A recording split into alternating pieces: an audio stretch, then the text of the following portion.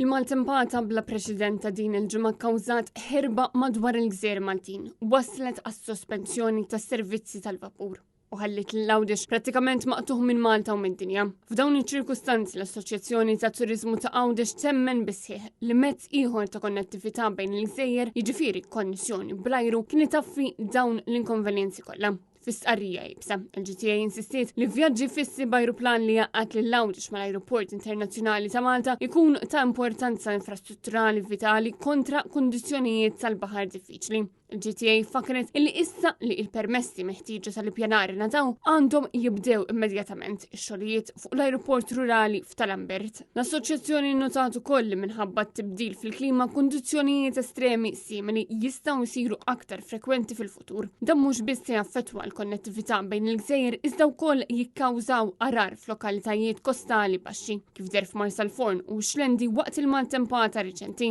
Iż-żewġ riżorts diġà għandhom master plans fis-seħħ u l-pjan ta' Marsalforn jinkludi l-bini ta' breakwater. Il-GTA tappella l-awtoritajiet biex jibdew it-tejjiet għal dan il-proġett kruċjali li jipprovdi kenna l-bajja, jipproteġi l-istabbilimenti tal-ikel u r-residenzi u jservi bħala port alternattiv għal port tal-imġar.